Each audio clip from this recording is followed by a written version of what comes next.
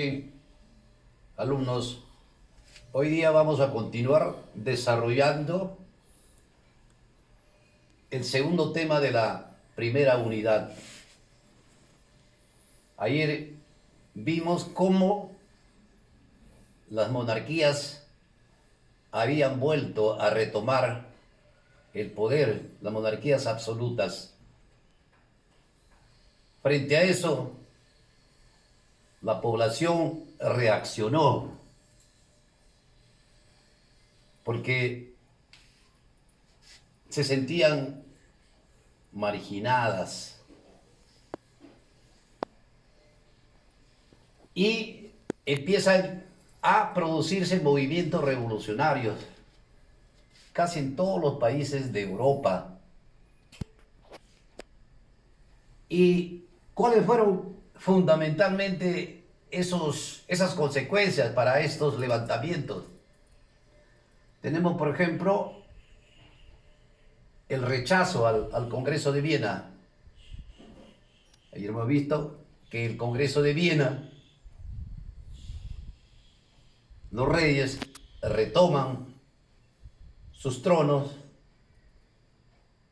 se reparten los territorios.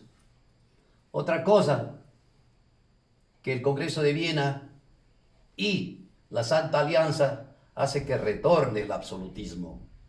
Frente a eso comenzó a reaccionar la gente. Las poblaciones estaban de acuerdo con el liberalismo, es decir, que el pueblo tenga acceso al gobierno. Eso es un factor también para el levantamiento, la afirmación del nacionalismo. Las luchas de Napoleón, las invasiones de Napoleón hacia los estados europeos, provocó en las poblaciones que eran derrotados por Napoleón una reacción. Y eso iba creando un nacionalismo en esos países que eran invadidos por Napoleón. Además también, con el retorno del absolutismo, la pobreza y las desigualdades se profundizan. Entonces, estos son los factores que van a permitir, que van a exigir, mejor dicho, que los pueblos se levanten contra esas monarquías que se habían restaurado. Por ejemplo, en España. ¿Por qué en España? Porque España tenía sus colonias en toda la América. Y aquí en la América, las poblaciones ya se habían levantado contra el poder español. Vale decir que aquí América ya no tenía ese respaldo de sus colonias. Y allá en la metrópoli también se vieron contagiados con este espíritu revolucionario de los americanos. Es por eso que en España se dan los primeros movimientos en contra del retorno del absolutismo. En el Imperio Otomano, el antiguo Imperio Bizantino, lo que ahora es Turquía, era dueño de toda la región balcánica. Ahí también los estados empiezan a protestar contra el poderío otomano. Por ejemplo, se da la independencia de Grecia y otros estados. En Francia, en 1830, retorna una monarquía constitucional o parlamentaria, en rechazo también a esa monarquía que había reimplantado el absolutismo. En Italia y otros países, estados europeos, también se dan esos movimientos. Es decir, se produce una oleada de levantamientos contra el retorno del absolutismo.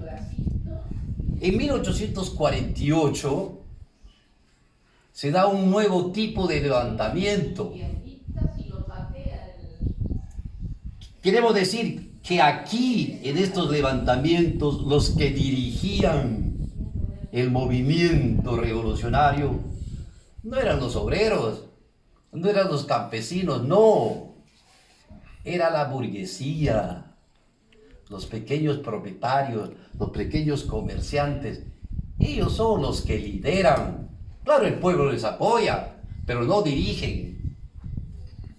En cambio, en las revoluciones de 1848, los levantamientos, si bien es cierto, fueron dirigidos por la burguesía, sin embargo, la clase obrera y la clase campesina ya también empiezan a compartir la dirección. Quiere decir que estos movimientos revolucionarios tenían otro contenido frente a estos. Acá la burguesía ya no dirige sola, ya dirige, como repetimos, acompañado ya por los obreros. Y es así, por ejemplo, Metternich, que era el poderoso en Austria, es derrocado, pero por la fuerza ya de obreros y campesinos, pero siempre dirigidos por la burguesía. Cuando se ve que en otros países ya el campesinado empieza a rebasar, los obreros empiezan a rebasar la dirección a la burguesía, es que la burguesía se retira. La burguesía, a partir de estas revoluciones, deja de dirigir porque se veían en peligro de los obreros. Entonces, estas revoluciones tienen otro contenido. Aquí ya empiezan a dirigir los movimientos los obreros y campesinos. De ahí que en 1848, por ejemplo, aparece el manifiesto comunista de Marx y Engels. Y estos ya tienen casi un carácter socialista, lo que estos de acá no.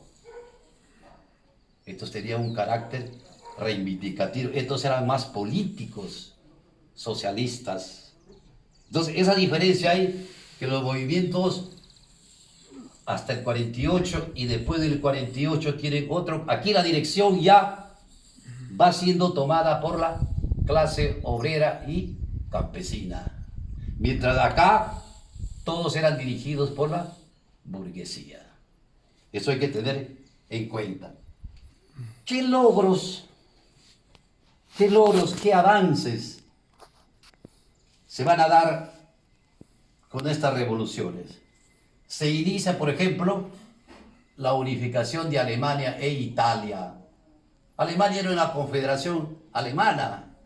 Italia también era una confederación de varios estados. Pero después de esto ya se da la unificación. Avanzó el proceso democrático. Por ejemplo, aparece el derecho a voto, lo que antes no había. Gracias a esta revolución y fundamentalmente a la de 48, se dan estos avances. Surge la organización política de la clase obrera. Acá está. En este periodo aparece como el abanderado de la dirección revolucionaria la clase obrera.